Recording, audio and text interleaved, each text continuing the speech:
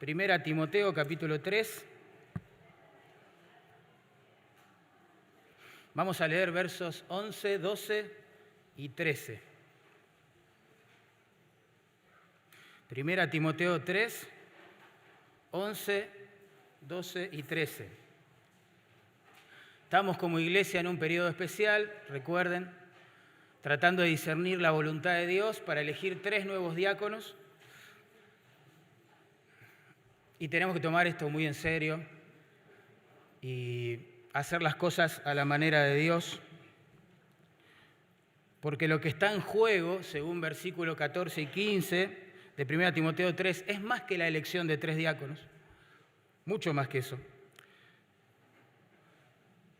Tiene que ver con ordenarnos como Dios quiere para ser columna y baluarte de la verdad. Con un mal liderazgo eso no lo podemos hacer. Con un liderazgo perezoso, impío, incrédulo, es imposible cumplir esta función. Por eso es fundamental que hagamos las cosas a la manera de Dios. De hecho, una de las grandes causas que ha traído descrédito sobre la iglesia en nuestros días es la doble vida en sus líderes. ¿No es así? Tenemos que hacer las cosas bien, a la manera de Dios, con seriedad y a la luz de las Escrituras. Vamos a leer 1 Timoteo 3, versos 11, 12 y 13. Las mujeres, asimismo, sean honestas, no calumniadoras, sino sobrias, fieles en todo. Los diáconos sean maridos de una sola mujer y que gobiernen bien sus hijos y sus casas. Porque los que ejerzan bien el diaconado ganan para sí un grado honroso y mucha confianza en la fe que es en Cristo Jesús.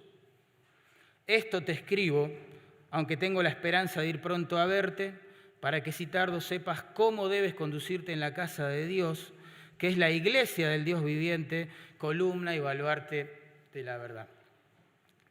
¿Cómo elegir a nuestros diáconos entonces, hermanos, con sabiduría? Bueno, vamos a orar, vamos a pedirle luz al Señor y continuamos con el estudio. Padre, como cantábamos recién, confiamos en tus promesas y tú has prometido claramente bendecir tu palabra. No has prometido bendecir mis palabras, ni las palabras de mis hermanos y hermanas. Has prometido bendecir solo tu palabra. Y nos has dicho que tu palabra siempre tiene el poder para hacer lo que tú te propones hacer con ella. Así que, Señor, esperamos en ti. Por fe es que hacemos esto. Esperamos la obra de tu Espíritu en nuestros corazones. Danos luz como iglesia para elegir con sabiduría, Señor, de manera que te agrade a nuestros diáconos, por favor. Te lo rogamos en el nombre de Jesús. Amén. Y amén. ¿Sintieron hablar de William Carey o Guillermo Carey? A él se lo conoció como el padre de las misiones modernas. Él fue un gran modelo de virtud en muchísimas áreas, un ejemplo para muchos que después salieron al campo misionero inspirados en su ejemplo, pero lamentablemente, él pensó que la obra ministerial era más importante que su esposa. Inicialmente, su esposa Dorothy se resistía a acompañarlo a la India. Con el tiempo, los biógrafos dicen que ella fue, comillas, convencida a hacerlo, presionada en realidad. ¿Qué pasó? Quizás las condiciones difíciles de soportar del país, la pérdida de su hijo de 5 años, la inestabilidad del matrimonio que tuvo con su esposo, hicieron que ella perdiera la razón. Y lo que nos sorprende a todos los que leemos las biografías de los misioneros es que Guillermo Carey, en vez de volver a su país y hacer atender a su esposa, porque lo necesitaba, tomó la decisión de recluirla en una habitación de su casa. Sorprendente, ¿no? ¿Sintieron hablar de John Wesley? A él se lo conoció como el padre del metodismo. Bueno, él también compartía esta misma visión de las cosas.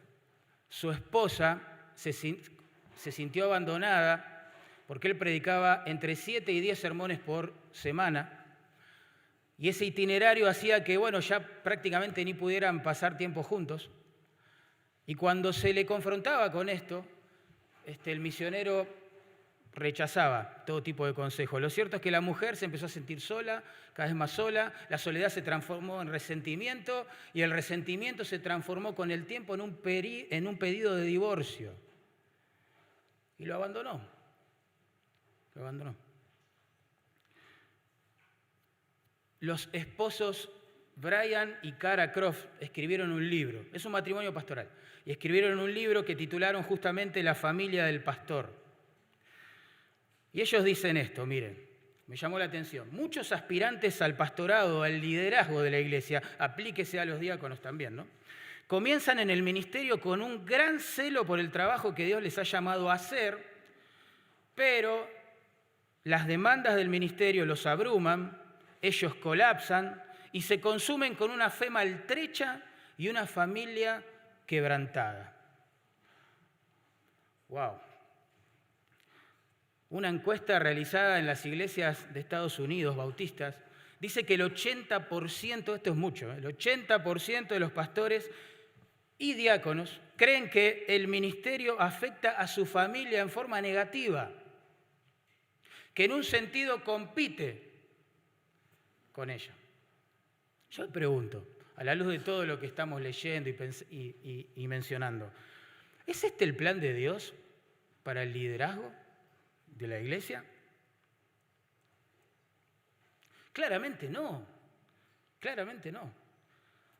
A Dios le interesa y mucho el hogar de aquellos que le sirven. La esposa, los hijos, le importa y mucho, muchísimo. Como dice el pastor Miguel Núñez, las primeras ovejas por las cuales tendremos que rendir cuentas a Dios están en casa. Están en casa. Bueno, a mí me alegra tener un párrafo como el que vamos a estudiar hoy en la Biblia, donde pone las cosas en orden y en claro, ¿sí? Estamos todavía frente a la lista de requisitos que Dios nos dejó a la hora de contemplar un candidato, en este caso, al diaconado.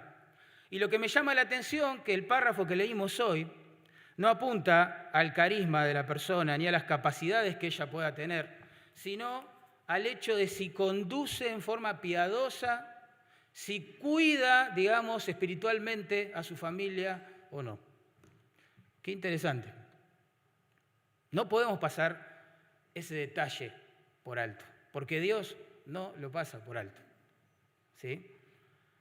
Así que vamos a recordar la idea principal de lo que venimos estudiando. Para elegir a nuestros diáconos, primero debemos considerar, dijimos, los requisitos espirituales que deben cumplir. Ya hablamos en el versículo 8, requisitos personales, tienes un hombre piadoso. Versículo 9, en el aspecto de las escrituras, tiene que ser un hombre de la palabra. Versículo 10, en el aspecto eclesiástico o ministerial, tiene que tener un historial de fidelidad. Y versículos 11 al 13, que es nuestro tema hoy, deben cumplir también requisitos en el aspecto familiar. A Dios, repito, le interesa y mucho el hogar, la familia de los líderes de sus iglesias.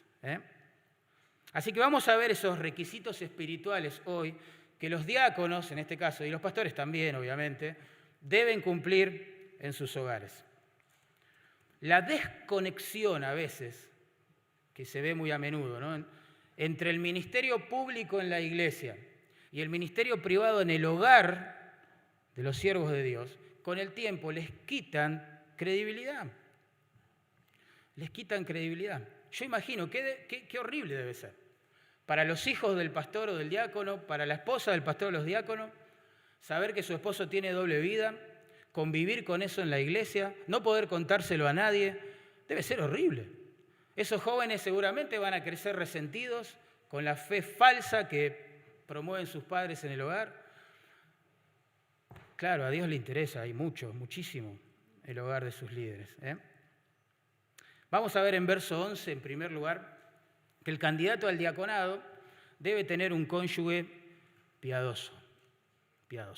Dice el verso 11, las mujeres asimismo sean honestas, no calumniadoras, sino sobrias, fieles en todos. Ustedes saben que se ha debatido mucho acerca de la identidad de estas mujeres.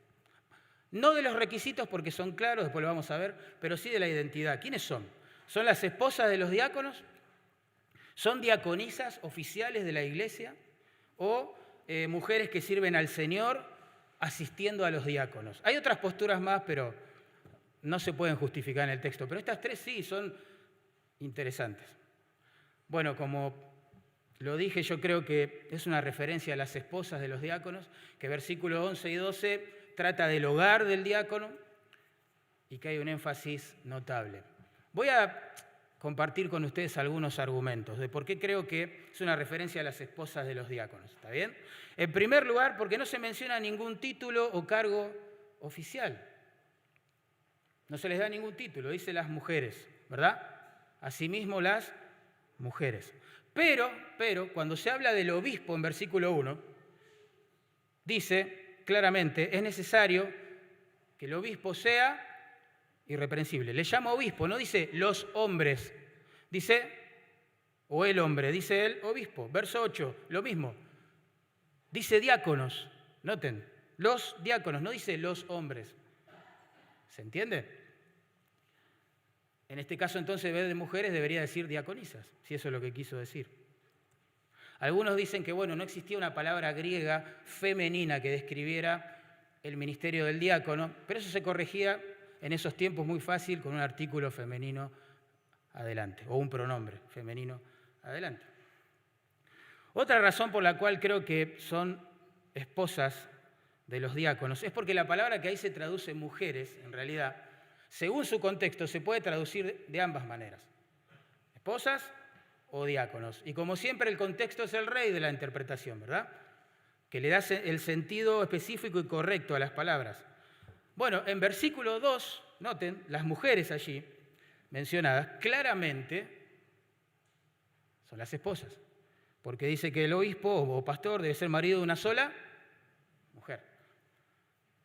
Miren conmigo también ahora el versículo 12. Los diáconos sean maridos de una sola mujer, una referencia clara a sus esposas, ¿verdad? ¿Por qué entonces acá saltaría de un significado a otro sin explicárnoslo o definirlo? Por eso es que algunas traducciones modernas, como la NBI, por ejemplo, la Nueva Versión Internacional, directamente traduce así esta frase: las esposas de los diáconos sean honestas, etcétera, etcétera. La Nueva Traducción Viviente también hace lo mismo. Dice, sus esposas sean, etcétera, etcétera. La King James, que es una de las versiones en inglés más conocidas, más fieles quizás, más consultadas, dice sus esposas. Sus esposas. Baim, el autor del diccionario, que creo que muchos de nosotros consultamos, hebreo y griego, español, también piensa con claridad que son las esposas, por estas razones que les estoy dando. Otra más, noten allí el adverbio que se traduce a sí mismo, a sí mismo. Las mujeres, verso 11, dice, así mismo sean tal cosa. Ese adverbio, por un lado, hace una diferencia entre las mujeres y los diáconos, de los cuales viene hablando desde el versículo 8, pero por el otro lado los compara también.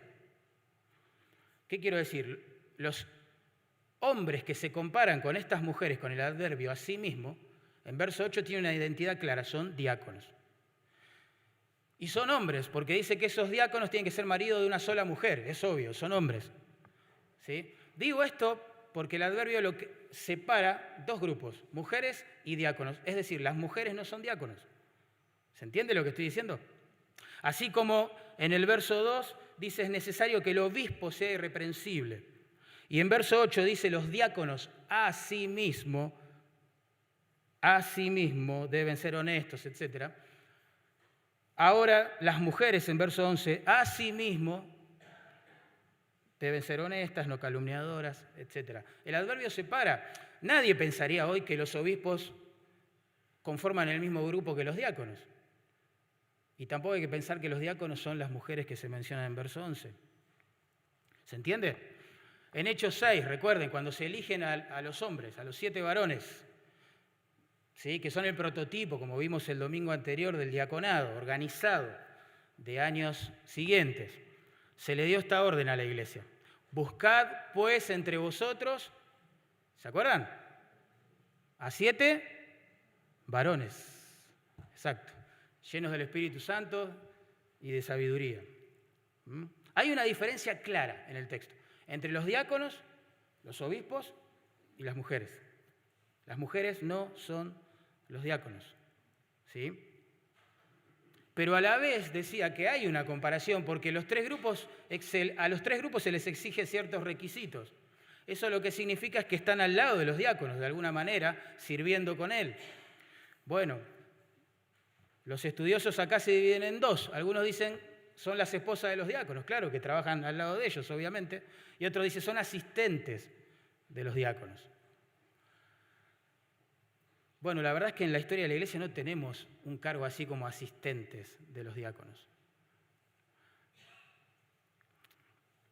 Ahora, si se tratara de diaconisas oficiales de la Iglesia, digamos, al mismo nivel de los diáconos que tienen que pasar este filtro y ser oficiales de la congregación, ¿no? Como los diáconos. ¿Por qué, pregunto, por qué Pablo va a dar otra lista de requisitos específica para ellas? Imagínense, estamos en una facultad de Derecho y alguien está compartiendo los valores, lo que se espera de los futuros graduados. Y dicen, bueno, en esta institución, supongamos, ¿no?, los abogados deben ser graduados de la universidad, tener una clara comprensión del derecho, supongamos, y deseo de que se haga siempre justicia. Bueno, nadie va a pensar que esa lista solo se aplica a los hombres, abogados, sino a los abogados en general. ¿Para qué hacer dos listas? Bueno, el razonamiento es el mismo aquí. ¿Para qué hacer dos listas si se trata de diaconisas? ¿Verdad? Miren la estructura del párrafo también. En versículo 8 se habla de quiénes, de los diáconos. Miren conmigo el versículo 10, se habla del diaconado. Miren conmigo el versículo 12, se vuelve a hablar de los diáconos. Verso 13, otra vez se menciona el diaconado, es decir, que de versículo 8 a 13 Pablo nunca cambió de tema. Está hablando de lo mismo, del diácono y del diaconado. Sería incorrecto gramaticalmente hablar de un oficio, meter otro a la fuerza y para terminar hablando del mismo oficio. Eso es, no seguiría, ¿sí?, el flujo del pensamiento. Sin embargo, hay algunas preguntas que están por allí, argumentos de silencio que nos hacen pensar y no ser tan dogmáticos con esto. Por ejemplo, algunos preguntan, ¿por qué Pablo no usó un pronombre posesivo ahí? Es decir, ¿por qué no dijo directamente sus esposas? Y chao, o no, y se acabó la discusión. ¿O por qué no dijo las mujeres de ellos? Y listo, ya está. La respuesta a eso es que, bueno, no es necesario, como les digo, porque en los versos 11 y 12, claramente Pablo no ha cambiado de tema. Sigue hablando del mismo razonamiento, cómo debe ser el hogar de un diácono. Porque, como decimos, a Dios le interesa y mucho el hogar de sus siervos. No solo lo que hacen en público en la iglesia, sino lo que hacen en privado en sus casas. A la hora de elegir nuevos diáconos, lo que nos confronta todo este pasaje es a considerar no solo al candidato, sino a su familia. Es importante. Es importante considerar a su esposa, es importante considerar a sus hijos, hermanos. Otra pregunta que apunta a un argumento de silencio que también nos hace pensar y no ser tan dogmáticos es por qué no hay una lista también de requisitos para las esposas de los pastores en los primeros versículos. Y eso nos hace pensar. Bueno, la respuesta que uno infiere, ¿sí?, es que las esposas de los pastores no iban a poder colaborar mucho con ellos en sus tareas específicas ministeriales porque tienen que ver con la predicación y la enseñanza y el gobierno de la iglesia. Y miren lo que dice capítulo 2, unos versículos antes, verso 12, dice: no permito a la mujer enseñar ni ejercer dominio sobre el hombre. Pablo no puede contradecirse en el término de 4 o 5 versículos, ¿sí?, separados entre sí. En cambio, las esposas de los diáconos sí van a ministrar al lado de ellos, claramente. Ustedes recuerden lo que vimos el domingo pasado. Ellos administraban el dinero de la iglesia, ellos repartían los donativos a los pobres, visitaban a las personas enfermas, asistían a las viudas, que era un problema gigantesco en el primer siglo. Y para ir a visitar a una viuda enferma que está postrada en su cama, un diácono debía ir claramente con su esposa. Entonces la esposa también debía cumplir ciertos requisitos. Ahora, yo termino acá los argumentos y quiero decir algunas cosas. Primero, que no queremos ser dogmáticos con estas cosas, ¿sí? No vamos a considerar a iglesias bíblicas, hermanas, de pastores fieles, que nosotros escuchamos, creo, que tienen diaconisas en su congregación. No los vamos a juzgar por eso, no nos vamos, mirá, tiene diaconisa, está en pecado. No vamos a hacer eso, no está bien. Sí cuestionaríamos en todo caso si el oficio de diaconisa en esas iglesias lleva a las mujeres a cumplir funciones que, capítulo 2, verso 12, dice que no deben cumplir en la iglesia. ¿Se entiende? Ahí sí, tendríamos que disentir con gracia y con amor, pero tendríamos que disentir. Lamentablemente, cuando hablamos del ministerio de la mujer en la iglesia, solemos partir del lado equivocado, digo yo. Siempre empezamos hablando de las prohibiciones y no de las posibilidades que tienen. Siempre hacemos eso. Y los debates siempre se centran en eso. Claro, ellas no pueden pastorear, ellas no pueden gobernar la iglesia, pero quiero decirles algo, el 90-95% de los hombres en las iglesias tampoco van a hacer eso. ¿Se dieron cuenta de eso? Porque el pastorado es un llamado de Dios. El diaconado es... La iglesia elige a ciertas personas, no todo el mundo va a ser diácono, para cumplir un rol específico, y el resto, que por eso no tiene valor su ministerio, su servicio, sus dones. Es una mirada incorrecta de las cosas. Es verdad, no pueden pastorear ni gobernar la iglesia las hermanas, pero pueden servir en la hospitalidad, abriendo las puertas de sus hogares, hospedando a los siervos, en la visitación, en la misericordia, en la consejería. Estamos orando por mujeres preparadas en las Escrituras para aconsejar a otras mujeres, en la alabanza, en la limpieza, en la multimedia, en la publicidad, en la administración, en el evangelismo, en el discipulado, en los viajes misioneros, en la fundación de iglesia como parte del equipo, en la enseñanza bíblica a mujeres, a niños, a las mujeres jóvenes, las que son mayores, enseñándole a las más jóvenes cómo amar a sus maridos y a sus hijos. Y la lista podría seguir, es inagotable. Pero somos como Adán y Eva en el huerto. Dios nos dice, pueden comer de todo, pero no de este árbol. ¿Y qué queremos? De ese árbol. En el fondo sentimos que podemos mejorar la voluntad de Dios, y no es así. Esto es un llamado a entender que no se trata de diferentes grados de dignidad delante de Dios, de valor. El hombre es más valioso que la mujer o más importante. Nada que ver, nada que ver. No se trata de eso. No se trata de eso. Se trata de diferentes roles dentro de su iglesia para cumplir, punto. Simplemente eso. Como toda la Escritura, este tema es un llamado a la humildad, a someternos a Dios y su palabra y convivir contentos de esa manera. ¿Sí? No es difícil de entender en realidad. Es difícil de obedecer, ¿no? Pero bueno, es así. Así que ahora sí, ya definimos con prudencia, ¿sí?, la identidad de las mujeres mencionadas. Ahora vamos a ver los requisitos. Ahí es todo más claro, ¿no? Pero yo lo voy a plantear así porque es lo que creo. Las esposas de los diáconos deben ser, en primer lugar, honestas. Honestas.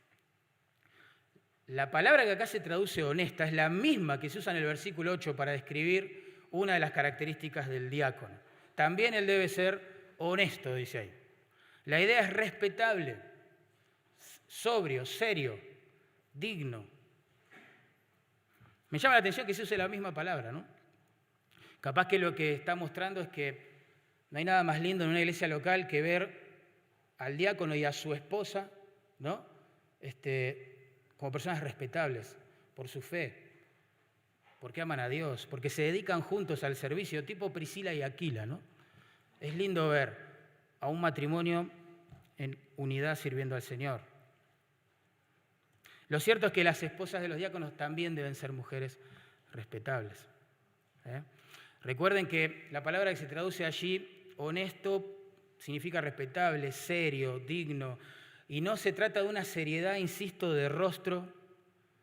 No es que una persona espiritual es una persona que no sonríe, no está diciendo eso, sino una seriedad de propósito. Se toma en serio las cosas de Dios. Ese es el punto que hay detrás de esta palabra. Se toma en serio su fe, toma en serio su servicio al Señor, toma en serio su iglesia local, toma en serio la palabra de Dios, toma en serio la búsqueda de Dios, el cultivo de su alma, el acompañar a su esposo, el educar a sus hijos en el temor de Dios. Se toma en serio lo que Dios toma en serio. Y cuando nosotros vemos a una persona así, automáticamente la respetamos. Nadie nos tiene que obligar a respetarla. El respeto no se compra, el respeto no se impone. En segundo lugar, las esposas de los diáconos, dice allí, no deben ser calumniadoras. Calumniadoras. Bueno, el adjetivo que ahí se traduce como calumniadoras, en griego, es diabolos. ¿A qué te hace acordar? Pensá, diabolos. ¿Qué palabra castellana puede surgir de esa, derivar de esa? Tremendo, tremendo. De hecho, ese adjetivo se usa 34 veces en el Nuevo Testamento para describir a Satanás, el carácter de Satanás. Él es un calumniador, él es el acusador de los hermanos, ¿se acuerdan? Él es mentiroso desde el principio, dijo el Señor Jesús. En un diccionario común van a encontrar que calumnia se define con estas palabras: declaración maliciosa, no necesariamente mentirosa muchas veces, ¿sí? Maliciosa, ideada para hacer daño o arruinar la reputación de una persona en la iglesia. Esto es un diccionario bíblico, si no, no diría en la iglesia, ¿no? Qué tremendo, a mí me hace pensar esto, o sea que nunca somos tan parecidos al diablo, ni colaboramos tanto con el odio que él tiene para destruirle una iglesia local de Jesús, que cuando calumniamos a los demás. Impresionante. Te tiene que hacer temblar, y a mí también. Peor todavía, yo creo que somos más detestables cuando la calumnia la disfrazamos de pedido de oración. ¿Vieron eso cómo funciona, no? Yo quiero calumniar a Fabricio Pelufo. Entonces, comparto ahí en la mesa con 4 o 5 hermanos que les encanta escucharme también. Vamos a orar por Fabri, hermano. Estoy muy preocupado por él. Entonces los hermanos que me rodean van a preguntar, ¿por qué? Porque él es un mal papá. Él no ama a su esposa como Cristo ama a la iglesia, olvídate. Y es líder de jóvenes, ¿viste? Pero oremos, hermano, oremos por Fabricio. Te puedo asegurar que nadie se arrodilla en ese momento a orar con Fabricio, y menos después vienen a aconsejar en amor a Fabricio. La calumnia es calumnia, se disfrace de pedido de oración, se le ponga ropajes piadosos, espirituales. Es tremendo, es destructiva, es destructiva. Coloca una fama al lado de una persona que quizás no tiene, pero uno la quiere colocar para arruinarla, para destruirla. Es terrible la calumnia, terrible, terrible. Y es la obra del diablo, es la obra del diablo. Decimos cosas tremendas en nombre de los pedidos de oración a veces. Pero claro, las mujeres de los diáconos y toda mujer de Dios, no solo las esposas de los diáconos, se niegan a oír y a propagar calumnias, claramente. El Señor dijo, yo soy la verdad, su palabra es verdad, ¿sí? Y su Padre es el Dios de verdad. Y los cristianos queremos hablar la verdad en nuestro proceso de santificación. Es fundamental que las esposas de los diáconos no sean calumniadoras y las esposas de los líderes en general. Porque el diácono casado con una mujer calumniadora va a vivir de conflicto en conflicto, va a ser una bomba de tiempo en la iglesia local. Tremendo. Miren lo que dice Proverbios 26:20. Sin leña se apaga el fuego. Y donde no hay chismoso, entiéndase calumniador, cesa la contienda. Fíjate el razonamiento, tremendo. Detrás de la contienda, o del fuego de la contienda, ¿sí?, hay un chismoso avivándolo. ¿Entienden? Cuando Dios en su bondad y porque quiere santificar una iglesia saca a la luz al chismoso y se trata como debe ser, se lo confronta, etc., la persona deja de calumniar, se apaga el fuego del conflicto. Es asombroso ver eso. Por eso, antes de asumir el diaconado, una persona, deberíamos considerar sus requisitos, pero también los de su esposa. Los de su esposa. La esposa de un líder, de un diácono, ahora en particular, con sus comentarios, puede causar divisiones en la iglesia, puede herir a un montón de personas en la iglesia y ser de gran tropiezo al ministerio de su marido. Y lo peor, no es digno del Señor que la esposa de un líder proceda así. Que ningún cristiano y cristiana proceda así, pero en este caso la esposa de un diácono. La esposa de los diáconos deben ser sobrias, continúa el texto, sobrias. La palabra que se traduce sobria significa eso, sin mezcla, ¿sí? Sin vino. La sobriedad es el antónimo de la ebriedad, ¿verdad? La idea de la palabra en sí, quitemos al vino de lado, porque es más que eso, la idea de la palabra es tener una mente clara, ordenada, ¿sí? Cosa que cuando uno está bajo los efectos del alcohol o de alguna sustancia X, no puede tener. El punto es que la mente del creyente solo se aclara cuando esta persona piensa bíblicamente, cuando la persona deja renovar su manera de pensar con las Escrituras en un proceso cotidiano de santificación. Romanos 12 dice eso, ¿verdad? Si no hace eso la esposa de un diácono, su mente no va a estar, desde el punto de vista bíblico, espiritual, clara. Y los consejos que va a dar a las hermanas que la busquen para eso, porque es esposa de diácono, tampoco van a ser claros, tampoco van a ser edificantes. Va a confundir, va a distorsionar. Es un peligro. Imagínense, para ayudar a sus maridos en la consejería, porque los diáconos hacen mucho de eso, muchísimo. No se los ve, pero lo hacen todo el tiempo. Las esposas de los diáconos deben tener una mente súper clara, súper ordenada por las Escrituras. Por eso, al igual que sus maridos, según el versículo 9, deben guardar el misterio de la fe con limpia conciencia. Deben ser mujeres de las Escrituras, mujeres de la palabra, que aprendan a pensar y a ver las cosas como Dios las ve, ¿verdad?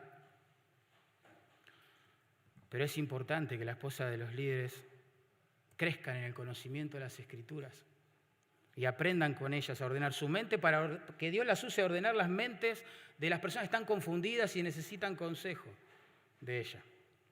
Aparte, hermanos, como dijimos pensando en los diáconos el domingo pasado, toda obra de misericordia, toda obra material entre comillas, como se decía en la antigüedad, lleva una connotación profundamente espiritual en la iglesia del Señor. Supongamos, hay que visitar a un enfermo. Entonces el diácono va con su esposa a hacerlo. El enfermo quizás está en un mal momento espiritual, eso pasa mucho. Y bueno, comienza a hablar mal, no sé, de la iglesia, no sé. En la iglesia no hay amor, en la iglesia nadie se preocupa por nadie. Entonces la esposa del diácono debe pensar con claridad en ese momento, debe pensar bíblicamente y proceder en consecuencia. Y quizás exhortar a este hermano, ¿sí? Y decirle, bueno, mirá, somos parte de la iglesia, somos todos llamados a amar, vos también. Dale, vamos a amar a los hermanos, no sé. O peor, van a visitar juntos el diácono y su esposa a alguien que está enfermo, pero está confundido aparte, porque viene quizás de un trasfondo donde le dijeron que la bendición de Dios siempre se traduce en salud física y prosperidad económica. Entonces está enfermo, postrado en cama y dice, ¿qué pasa conmigo? No estoy haciendo bien algo, estoy en pecado, no sé qué, ya Me confesé una lista así, ya no sé qué confesar a Dios. Pero, ¿qué hago? Bueno, la esposa del diácono y el diácono tienen que tener una mente clara, ordenada, bíblica y saber qué decirle en ese momento. Si los líderes no nos preparamos en las Escrituras y, según el versículo 15, la iglesia es columna de baluarte de la verdad, no tenemos chance de glorificar a Dios. No alcanza el carisma, la buena onda, la personalidad, la capacidad de gestión. No alcanza, tenemos que entender eso. Somos columna y baluarte de la verdad, para eso Dios nos dejó acá. Y tenemos que amar esa verdad, estudiar esa verdad, vivir esa verdad, compartir esa verdad. Y necesitamos una mente clara para eso. Las esposas de los diáconos deben ser, dice allí, fieles en todo, fieles en todo. La idea es confiables, creíbles, dignas de crédito, leales, fiables y bueno, sinónimos como esos. La idea es básicamente esa, que deben ser mujeres leales, confiables, fieles. La expresión en todo, bueno, significa eso, en todo. En todas las cosas, con todas las personas, en todas las tareas que se le confieren, etc. Las hermanas que sirven al Señor en la iglesia, al lado de su marido, deben ser fieles al Señor. Deben ser fieles en los comentarios que hacen en la iglesia del Señor. Deben ser fieles a las Escrituras en los consejos que brindan. Deben ser fieles en acompañar, amar, ser las mejores amigas de sus esposos. Deben ser fieles en el cuidado pastoral de sus hijos. Deben ser fieles en todo a la luz de esta lista de requisitos. Claro, una mujer así es el resultado del Evangelio, ¿verdad? Es el resultado de alguien que ha sido librada de la esclavitud al pecado, que no podía bajo ninguna forma vivir de esta manera, pero cuando se arrepintió de sus pecados y confió en Jesús, ¡pum!, como cantamos hoy, las cadenas se rompieron y ese corazón de piedra ahora comenzó a latir por la gloria de Dios y se le ha dado un nuevo poder, el del Espíritu Santo, para obedecer a Dios. Y esta mujer, acá representada, se toma en serio el cultivo de su alma delante de Dios, va progresando en santificación por la gracia de Dios, ¿sí? Pero también es el cuidado o el resultado del cuidado pastoral de su marido.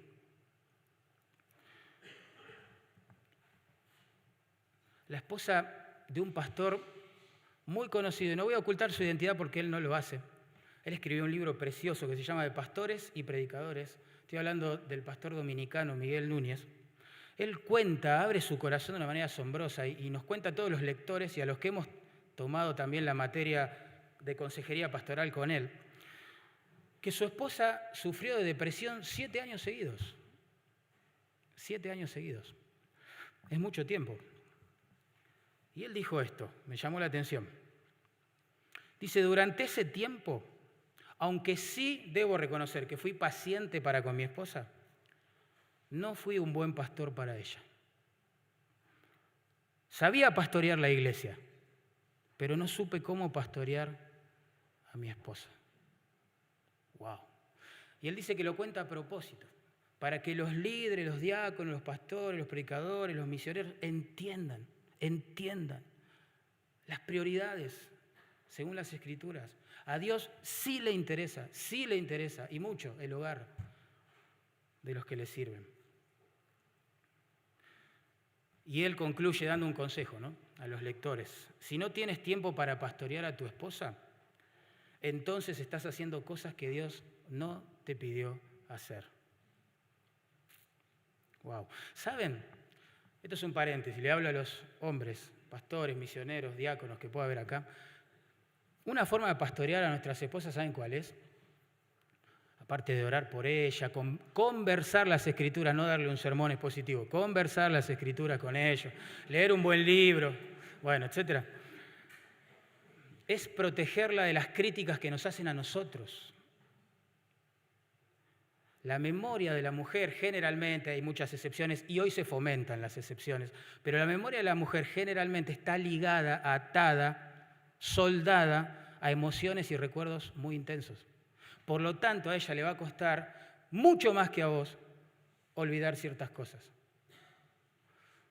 Por eso una forma de cuidar a tu esposa es no sentarla en una mesa donde corre la calumnia, la murmuración, los chismes, las críticas, porque a ella le va a costar mucho, mucho volver a ordenar su mente.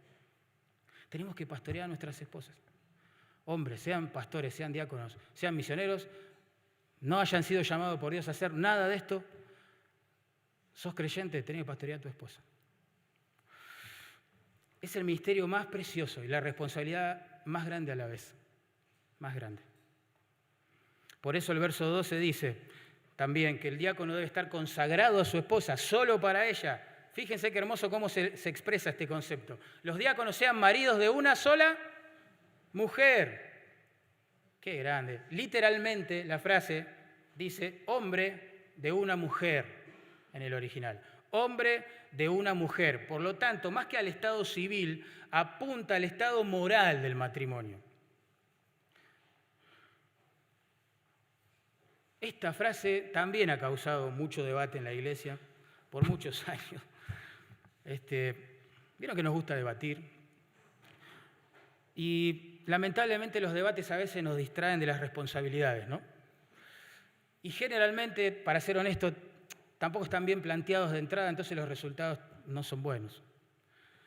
Pero marido de una mujer aquí es una clara referencia a que el diácono, digamos, o el candidato al diaconado, en primer lugar, es un ministerio reservado al hombre, claramente. Dice hombre de una mujer. ¿Es claro o no eso? Es claro. No cuesta entender, cuesta obedecer. Yo insisto, por las dudas, porque venimos en tiempos confusos, ¿no?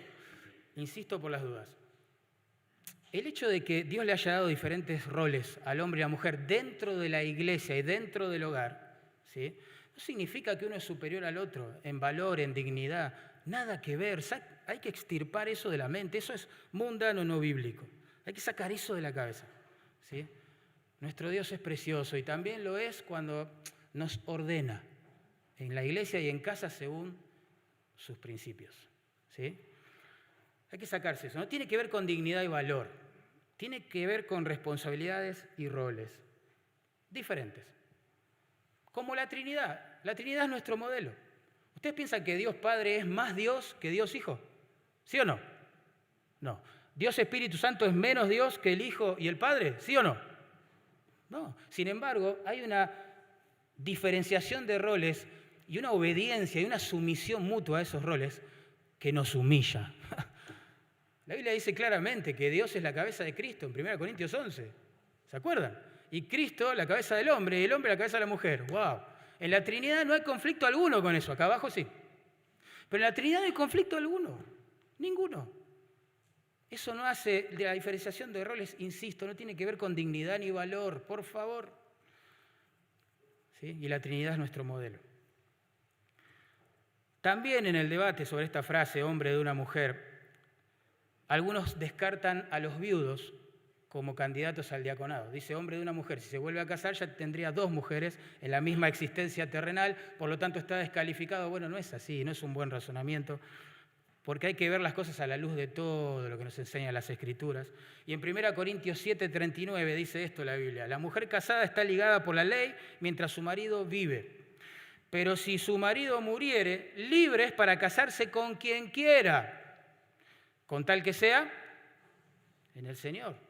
La viudez posibilita un nuevo matrimonio delante del Señor, sin ser pecaminoso o no sé, un asunto secundario. Es perfectamente aceptable delante del Señor. Solamente que, obviamente, el cónyuge sea redimido también. La expresión tampoco es una referencia directa al divorcio. No lo es. Pablo trata en detalle el tema del divorcio en otros lugares del Nuevo Testamento que algún día estudiaremos, 1 Corintios 7, Mateo 19, etcétera, ustedes saben. Sin embargo, como en el caso de la poligamia, esta frase, claro, lo implica, ¿no? Marido de una sola mujer, bueno, un polígamo está descartado. Marido de una sola mujer, bueno, el divorciado quizás, si se divorció mal, está completamente descartado. Pero el tema de que un divorciado no puede ser pastor y diácono no tiene que ver con esta frase en particular. Quizás hay otros requisitos que esa persona no va a cumplir. Quizás no ha gobernado bien su casa, ni a sus hijos, no ha pastoreado el corazón de su esposa, etc. Solo Dios sabe qué y hay que averiguar cada caso en particular y proceder así. ¿Bien? Pero no es una referencia directa al divorcio esta frase. La expresión hombre de una mujer es eso, significa eso. Es un hombre que tiene ojos para una sola mujer. Es un hombre que es fiel en la vida y también en su corazón y en sus pensamientos a una sola mujer. Es un hombre que tiene solo brazos para abrazar a una mujer, que le encanta ser amigo de una sola mujer, que se deleita en la compañía, en las caricias de una sola mujer. Ese es el punto, es hombre de una mujer. Significa eso. Y dejando los casos extremos, aberrantes, que todos conocemos que se dan en el seno de la iglesia, quizás un predicadorazo que andaba con la secretaria o el diácono que andaba con la que lideraba jóvenes y esos desastres que se hacen en las iglesias. Dejando esos casos así grotescos, yo te pregunto acá en confianza, ¿vos escucharías a un pastor, a un predicador, el consejo de un diácono que descubriste que en el silencio de su corazón y pensando que se mueve en la privacidad, mira con codicia a las hermanas de la iglesia y vos lo pescaste? Decime la verdad, ¿vos lo vas a escuchar? No es necesario andar con la secretaria y tener doble vida, 3 familias. No, esto descalifica al líder de Dios. Si no es un hombre de una mujer fiel a su esposa, que ama a su esposa, que se deleita en su esposa, es un peligro ese hombre. Porque el liderazgo es influencia. Y una persona que no es íntegra en el área sexual va a aprovechar el liderazgo para ejercer influencia y obtener ciertas cosas impuras de las personas que están vulnerables. Es un peligro. Escucharías así como, wow, hoy vine preparado a escuchar la palabra, si el que predica es una persona que se maneja de forma rara con las mujeres de la iglesia, que vos viniste un día a limpiar la iglesia, no sé qué, estás solo con una hermana, aconsejándolo, son las 11 de la noche, están solos en la oficina. Bueno, quizá la está aconsejando, pero vos decís, che, ¿qué le pasa? Es medio imprudente esto, ¿sí o no? Qué raro. O escucharías a una persona, un predicador, el diácono de un consejo, que parece que no le gusta estar con su esposa en su casa. Si la agenda no está llena, la llena, no quiere estar en casa. Que no ama a su esposa, que no la abraza, que no es su compañía predilecta, algo pasa, está mal, no debe ser diácono, no debe ser pastor, pero independientemente de eso, debe ser corregido, reprendido, algo está pasando allí. Y la pureza sexual en el matrimonio también es el resultado del cultivo del alma en la presencia de Dios, de la salvación que hemos recibido de Dios, que nos ha hecho libre del pecado en general y del pecado sexual también, pero también del cultivo, del amor, del compañerismo, de la amistad entre los esposos. Es raro, puede pasar, pero es raro, es muy raro. En consejería casi ni existe. Casos de uno de los dos cónyuges se levantó un día, ¿no? Y dijo, oh, buenísimo, hoy voy a adulterar. Sí, vamos a adulterar. Es raro. Generalmente venían pasando cosas antes para que haya pensado de esa manera. Quizás se cortó la comunicación, la relación, la intimidad, lo que sea. Pero algo estaba pasando. Por eso, a la luz de este requisito, hermanos, cultivemos nuestro matrimonio. Pedro le dijo a gente que estaba siendo perseguida por su fe, que no la estaba pasando bien. Le dijo, vivan con sus esposas sabiamente. Ni la persecución es una excusa para descuidar a la esposa. ¿Entienden lo que quiero decir? Vivan con ellas sabiamente, vivan con ellas. Qué interesante. Pasá tiempo con tu esposa. Aprende a quedarte en casa un poco más.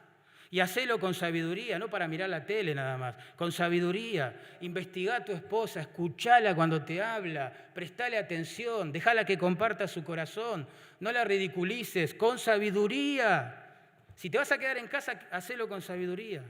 Dando honor, dice, fíjate, honor, valor, alto precio a la mujer, a la esposa, como a vaso más frágil. Eso también genera debate, ¿no? La mujer es más frágil. No, lo que está diciendo es del honor que yo le tengo que dar a mi esposa. Es como un vaso de cristal. ¡Wow! Es el vaso más caro que alguna vez pude tener en casa. Lo voy a cuidar, lo voy a proteger. ¿Entienden? Eso es lo que está diciendo. Hay que cultivar el matrimonio, hermano. Tenés que ser el mejor amigo de tu esposa. El confidente, como decía Lutero. Hay que trabajar en casa de tal manera que el hombre sea un bajón para el hombre irse a trabajar y que a la vez no vea la hora de volver a casa. Que Dios nos ayude a santificar nuestros matrimonios. Tenemos que aprender a tomar mate juntos, o té o café, no sé lo que te guste. Eso también genera debate. Todo es un debate. Pero en serio, tenemos que aprender a hacer esas cosas. A pasear juntos, hermano. Pasear juntos. Tomar mate, no sé, reunirse con amigos. Servir juntos al Señor. ¡Wow! Eso es asombroso. Es un anticipo del cielo casi, ¿no? Orar juntos. Leer las Escrituras juntos. Un buen libro. Ponerse de acuerdo y educar a los hijos en unidad. No con valores distintos. Bueno, etcétera. Pastorea a tu esposa, hermano. Eso es el consejo que emerge a la luz de esa frase, marido, una sola mujer. Para llegar a ese estado hay que trabajar, hay que cultivar todos los días esta relación. Y es preocupante, hermano, perdón, me meto con esto, pero es preocupante que los líderes espirituales no pastoreen a sus esposas. Es gravísimo. Nosotros pensamos que lo más grave en la vida de un líder es que cuando cae en fornicación o, no sé, abrazó una falsa doctrina. Sí, eso es grave, pero esto es gravísimo. Es como un cáncer en la vida del líder, maligno, malicioso, que está creciendo. Pronto va a destruir no solo su ministerio, sino su familia. Y es gravísimo. Y las esposas deben aprender a acompañar a sus maridos también, a respetarlos, a amarlos. No hay nada más lindo para un hombre que una mujer al lado que lo acompaña y lo respeta. En serio, ¿eh? Tenga o no tenga dinero, muchos dones y virtudes. Si está al lado y lo respeta, te puedo asegurar, y vos tenés eso, sos bienaventurado. En serio, sos muy bienaventurado. Demasiada gracia sobre tu vida, hermano, ha caído como para que la derroches. No hay nada más lindo que estar con su esposa en comunión con Dios y servirle. Es un bien pasajero, hermano, esto encima. Tenemos que entender. Yo siempre le digo a Alicia que el Señor nos va a llevar juntos en un accidente. Porque, claro, porque es... Y sí, porque si se muere ella antes, es un bajón. Yo no sé cómo voy a seguir adelante. Medio egoísta lo mío, pero bueno. Desde que le digo eso, quiere que maneje otro hermano. Los viajes misioneros, Gamaliel maneja. Ya, yo no. Bueno. ¿Saben por qué es importante el matrimonio del líder? Aparte de porque refleja la gloria de Cristo y la Iglesia. Ya eso lo convierte en algo sublime y sagrado, ¿verdad? También es importante porque sin el apoyo de tu esposa, vos no vas a poder cumplir estos requisitos y yo menos. No podemos. Mirá, ¿cómo voy a cumplir yo el requisito de ser amable o el diácono si su esposa es contenciosa y peleadora en la iglesia? ¿Cómo voy a cumplir eso? ¿Cómo voy a cumplir el requisito de ser hospedador si mi esposa odia tener gente en casa y se pone loca si, no sé, algún nene manchó la pared con su mano? Es imposible, no lo puedo cumplir. ¿Cómo voy a cumplir el requisito de gobernar bien mi casa si la que gobierna es ella y me desautoriza todo el tiempo? Y yo le digo a los chicos, ponete a estudiar, y ella dice, no, es tiempo de mirar la tele. No, amor, es tiempo de estudiar. No, es tiempo de mirar la tele. ¿Y qué hacen los chicos? Prenden la tele. Y yo no voy a poder gobernar mi casa bien. El diácono y el pastor no van a ser serios o respetables, dignos, ni van a tener una mente clara si ella es una mujer calumniadora, desleal, infiel, que lo vive metiendo en problema tras problema, tras problema, tras problema, tras problema. Qué feo cuando acerca de un matrimonio se dice, no, él es bueno, pero la esposa, no sabe. O al revés, No, la esposa es una mujer de Dios, pero él es... Y no sirve así, el liderazgo no sirve. No sirve. Por eso el verso 12, solo lo vamos a leer, dice también que debe gobernar bien sus hijos y sus casas. ¿Entienden? Si uno no cumple el requisito anterior, menos va a poder cumplir este. No se puede, es imposible, es imposible. Tenemos que bajarle línea clara a nuestros hijos, hermanos, y para eso te tenés que poner de acuerdo con tu esposa. Si no, es imposible, en serio. Como dos líneas paralelas y ellos van a jugar con eso toda su vida. Tenés que gobernar, dice el texto. Te tenés que parar enfrente, es la idea, para conducir. Pensá en un pastor guiando con su cayado un rebaño de ovejas, un conductor de un micro, no sé, de un ómnibus. Él va adelante conduciendo. Esa es la idea de esta palabra. Significa pararse delante para conducir. Tenés que hacerlo, hermano. Es lo que Dios quiere que hagas. No tenés que delegar el volante, no sé, al predicador de la iglesia o al líder de jóvenes de la iglesia o al líder de niños de la iglesia. Dios quiere que vos te sientes en el volante porque vos sos la persona que debe gobernar tu casa. Y si no lo estás haciendo, tampoco le eches la culpa a la iglesia o al líder de jóvenes o al líder de niños, porque es tu responsabilidad hacerlo. Y cada uno va a rendir cuentas a Dios por lo que hizo mientras estaba en el cuerpo, sea bueno o sea inútil, ¿verdad? Quiero hacer un paréntesis y hablarle a los hijos ahora. Total, ya que estamos, ¿no? Si todavía estás en la casa de tus padres viviendo, la Biblia dice esto: hijos, obedeced en el Señor a vuestros padres, porque esto es justo, significa lo correcto a la vista de Dios. Es conforme a lo que Dios quiere. Ese es el punto. Dice, honra a tu padre y a tu madre. ¿Ves? No es solo obedecerlos exteriormente. Sí, está bien, saco la basura. No, no es eso, solo eso. Habla de honra. Y la honra es una actitud de respeto. ¡Wow! ¡Wow! Honra a tu padre y a tu madre, dice. No solo a tu padre y a tu madre. Que es el primer mandamiento con promesa. ¿Y sabes qué? No es solo que la Biblia te pide obedecer a tus padres si vivís todavía con ellos. No solo te pide que los respetes en tu corazón. Escuchá esto, por favor, lo que te voy a decir. También te pide que le alegres la vida a tus padres. ¿Qué vos decís? ¿Qué Biblia lee el pastor? Mirá lo que dice Proverbios, capítulo 10, verso 1. El hijo sabio alegra al padre, pero el hijo necio es tristeza de su madre. Un hijo sabio le alegra la vida a sus padres. Un hijo necio se las destruye. Y créanme que lo hemos visto. Las destruye.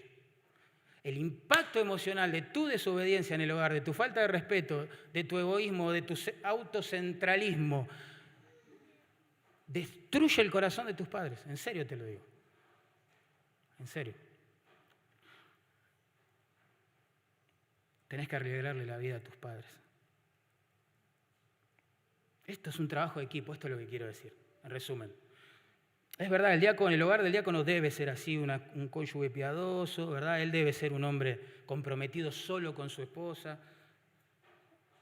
Pero esto es un trabajo de equipo. Vos también, con tu desobediencia y rebeldía, vas a impedir que él cumpla los requisitos. Si vos sos desobediente, rebelde, te negás, pegás portazos, hacés lo que querés, te levantás a la hora que querés, no estudiás, no trabajás. Claro, ¿cómo tu papá va a poder cumplir el rol de gobernar bien su hogar? No lo va a poder cumplir. Independientemente de los padres, yo sé que estoy hablando de situaciones comunes y hay excepciones para todos los gustos y eso amerita una charla en consejería. ¿Está bien? Reconocemos eso. En un mundo caído las familias son disfuncionales en todo sentido muchas veces. Y lo entendemos eso. Por eso hay que charlar esas excepciones.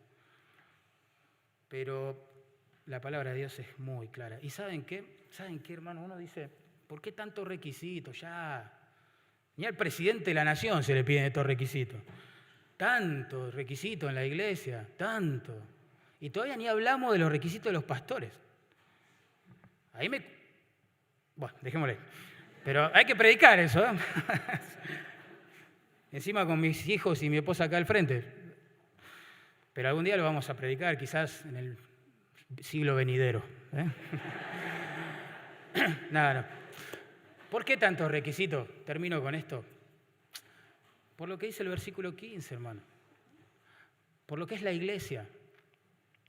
Macana. Nosotros no somos un club que juega a la religión. ¿Entienden lo que quiero decir? Hacemos lo que se nos antoja. Lo que viene al corazón de uno, y está bueno, se hace. Y lo que viene al corazón de otro, dale, hacelo. No, eso no es la iglesia de Cristo. Y bueno, es infiel a su esposa, pero vos sabés cómo predica, che, habla re bien.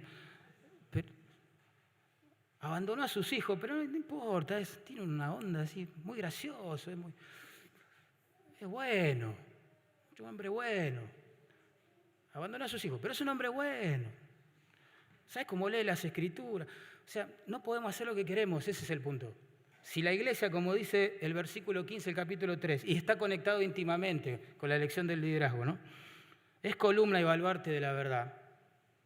Tenemos que hacer las cosas conforme a esa verdad. Si la iglesia, como dice ahí, es la familia o la casa de Dios y del Dios viviente, eso significa que si todo lo hacemos delante de Él, wow, en su presencia, yo no puedo hacer lo que quiero. No podemos elegir los líderes que querramos sobre la base de requisitos que pensemos. Porque somos amigos, porque nos llevamos bien, porque come en casa la persona. No se puede, ¿entienden? Es que el temor de Dios inunde nuestros corazones también cuando elegimos a nuestros diáconos. Y vos te estarás preguntando, bueno, ya, yo lo eché todo a perder, yo no cumplo ni uno, hermano. Bueno, puede pasar, somos pecadores. Todos luchamos en este proceso de santificación. Y todos hacemos cosas mal, muchas veces. Y todos nos equivocamos. Ninguno es un marido perfecto ni un padre perfecto en todas las áreas de la vida. Pero para eso existe la gracia, existe el arrepentimiento, existe el perdón, existe la reconciliación, todo a la sombra de la cruz. Todo a la sombra de la cruz. Si vos, como resultado de este estudio y de un autoanálisis, empezaste a decir, wow, tremendo, no califico. Hice mal las cosas en casa. Quizás estoy haciendo muy bien mi ministerio en la iglesia, pero en mi casa estoy haciendo mal las cosas. Bueno, hermano, yo te recuerdo que si confesamos nuestros pecados, Él es fiel y justo ¿para qué? Para perdonar nuestros pecados y limpiarnos de toda maldad. Aún los residuos que deja el pecado pueden ser tratados con la sangre de Cristo. Es momento de acordarte que Dios no se resiste a un corazón contrito y humillado, pero sí resiste al soberbio que se endurece. Pero para el que se humilla hay gracia, y la gracia de Dios restaura y acomoda las cosas. Es hermoso ver eso. No te quedes así si esa es la condición de tu hogar. Sos muy bueno en la iglesia, muy descuidado en casa. Bueno, hay que arrepentirse. Hay que ordenar las cosas, hay que pedir gracia, hay que pedir consejo. Vamos, hermanos, si estamos todos en el mismo equipo, caminando hacia la misma meta. Y quizás te preguntes, bueno, ¿quién puede vivir así, no? ¿Quién puede cumplir estos requisitos? Dios no va a pedirle a nadie que viva de este modo santo sin antes librarle, romperle las cadenas del pecado que le imposibilitan hacerlo. Jamás. Dios tiene el poder suficiente para librarte tanto del control horrendo que el pecado hace sobre la vida del pecador, como de la condenación que exige. Dios tiene el poder para librarte. Vos te preguntás, ¿cómo? ¿Cómo? Bueno, la Biblia dice claramente, a través de Cristo. Como explicó Pipi hoy, Cristo, Dios hecho hombre, no menos que Dios Padre, Dios hecho hombre, ¿sí? Vivió 33 años sobre esta tierra demostrando ser perfecto, una obediencia perfecta al Padre, una justicia intachable. Mostró ser obediente a la ley, vivir la vida que ni vos ni yo podemos vivir. Sobre esa base de justicia comprobada, ofrece su propio cuerpo, siendo Dios, ofrece su propio cuerpo en sacrificio, para que ahí, en el madero y sobre su cuerpo, sean juzgados tus pecados y los míos. Él fue tratado ahí como si fuera el culpable de tus pecados y de los míos. Siendo justo y sin mancha, daba su vida por los injustos. El castigo de nuestra paz, la paz de los pecadores con Dios, fue sobre Él. Y por las llagas de Él es que nosotros tenemos esperanza. Al tercer día el Señor lo resucita, como Él mismo lo había dicho. Lo resucita, su justicia queda vindicada. Él murió por la causa que dijo. Él era quien dijo ser. Por eso vence a la muerte y hoy desde los cielos, sentado a la diestra de la majestad de las alturas, con toda la autoridad de su soberanía y con toda la autoridad de haberse inmolado por nosotros, manda a los pecadores que se arrepientan de sus pecados, que se vuelvan de su camino de pecado y por fe comiencen a vivir, a amar y a servir a Jesucristo. Vamos a orar.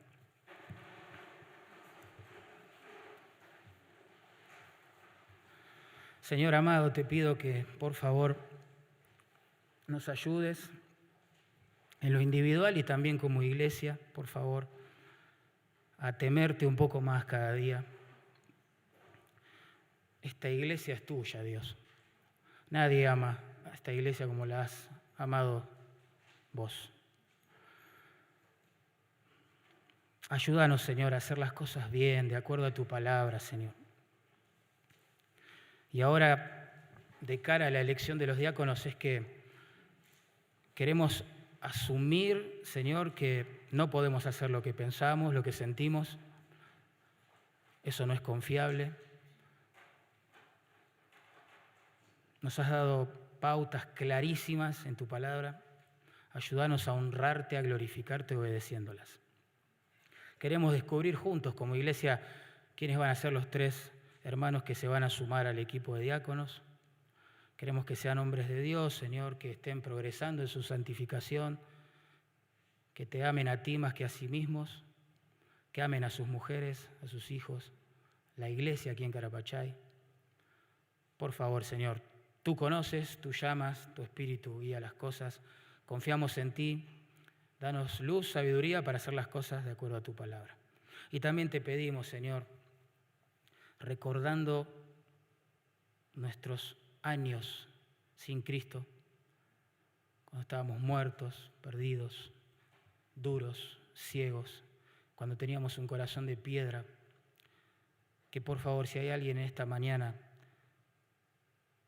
que debe arrepentirse, que debe confiar en tu Hijo, Señor, que necesita ser perdonado, salvado, restaurado, adoptado como hijo, que por favor, Señor, tengas misericordia de esa persona como la has tenido con nosotros.